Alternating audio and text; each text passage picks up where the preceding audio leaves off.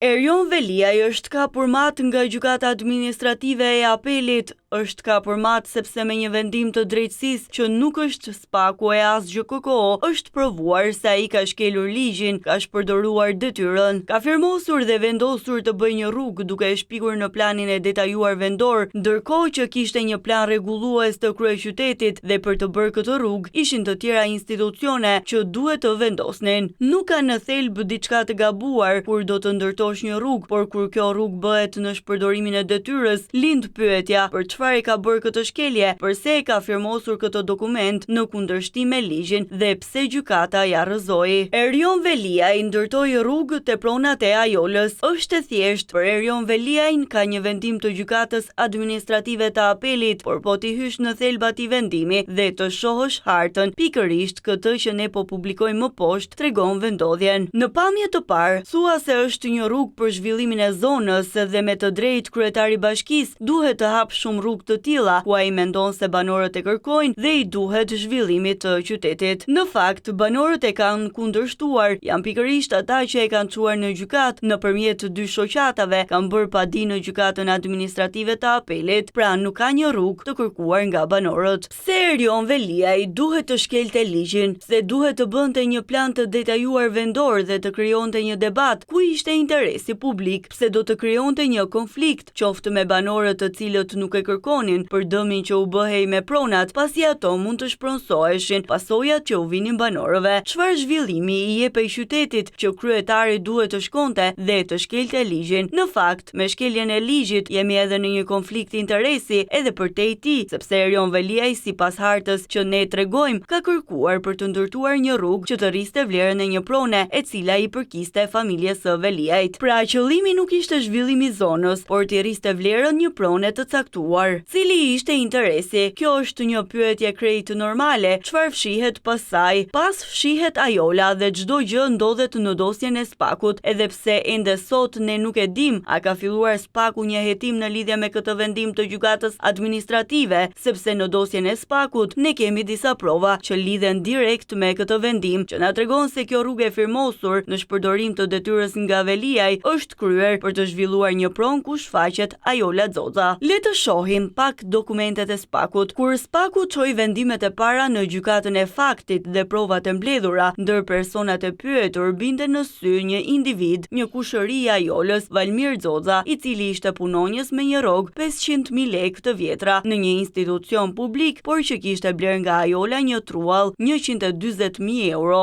Rruga që Erion Veliaj ka firmosur në kundërshtim me ligjin dhe që është rrëzuar nga gjykata të çon pikërisht te kjo pronë. Sipas dokumenteve të SPAK-ut, personi që ka bler 140.000 euro këtë pronë në deklarimet e dhëna para hetuesve ka thënë se 140.000 eurot i kishte të mbledhura nga puna. Si mund të krijosh nga puna me rrogë minimale 140.000 euro dhe sa taksa ka paguar? Kjo është një pyetje tjetër dhe këto para sipas tij, sipas vetë dëshmive të dhëna në SPAK, i merrte nëpër KLL Fjastëkësh dhe i sillte vërdall nëpër Tiranë gjatë kohës së tërmetit tragjik të vitit 2019. Këtë pronë e kishte pasur Ajola. Ajola ja shet kushëririt të saj 140.000 euro, para të cilat i mbante në jastëk, dhe në këtë pronë çohet një rrugë nga Erion Veliaj dhe aty do të ndërtohej pallat. Më shumë se sa kaq, ka edhe të dhëna të tjera. Personi në fjalë është ai që një makinë prej rreth 7 milion lekësh e bleu 23.000 euro dhe pas 6 muajsh e shiti me gjysmë të çmimit. A është një pastrim parash apo një fshehje pasurie nga ana e Ajolës apo mos deklarim nga vetë Valmir Xoxa? Por ta lëm këtë pjesën e makinës sepse këto janë shumë të vogla, qëndrojmë tek prona. Ajola shet një pronë 140.000 euro kur burrin e ka kryetar bashkie dhe ai po i jep një rrugë për t'i rritur vlerën asaj. Dhe qershia mbi tort, ky person i cili ka bler Ajolës për 140.000 euro për një cop buk, një pronë në një nga zonat më të lakmuara të qytetit, me para që nuk u dihet burimi, shkon dhe merr kredi, e blen një apartament pikërisht në në pallatin që do të ndërtohej në këtë pronë, e cila ishte e Ajolës dhe pronari Truallit nuk merr përqindjen nga ndërtimi, por merr kredi për të bler apartament. Dhe pikërisht në këtë pronë ku do të ndërtohej pallati që ishte bler për 140.000 euro, personi që ka marrë një kredi për të bler apartament, po ndërtohej një rrugë e cila nxiti një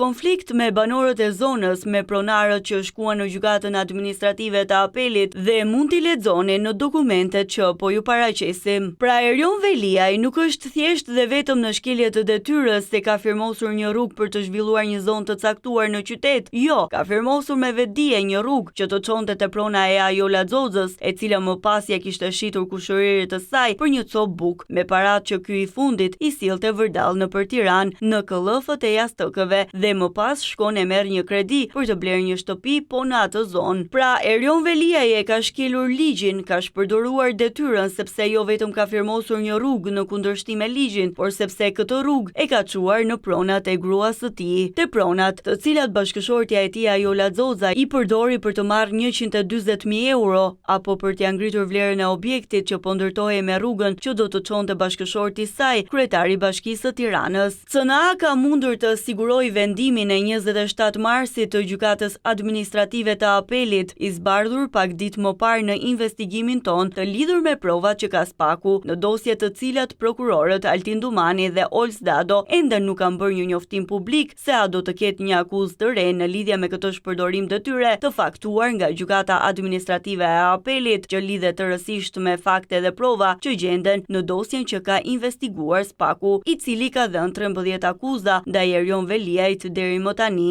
Ndërsa në vendimin e gjykatës administrative kemi një akuzë të re të dhënë nga një gjykatë dhe me prova, të cilat ndodhen në dosjen hetimore të Spakut, që ende nuk ka çuar në gjykim dosjen e Erion Veliajt, por është duke e hetuar. Në fakt, në vendimin e gjykatës administrative të apelit dhe prova që ndodhen në dosjen hetimore për Erion Veliajin dhe Ajola Xoxën në bashkëpunim, tani gjithçka është më e qartë. Mund të ketë një procedim të ri penal brenda apo jashtë asaj dosjeje që provohet nga vendimet e gjyqësorit, nga fakte dhe prova të siguruara gjatë hetimit për Erion Veliajin. Erion Veliaj tashmë është për një akuzë të re, ku tregohet se ka firmosur një rrugë për ta çuar në pronat e bashkëshortes së tij, ka shkelur ligjin, është në konflikt interesi, ka shpërdoruar detyrën dhe gjithçka është e provuar me vendim gjykate.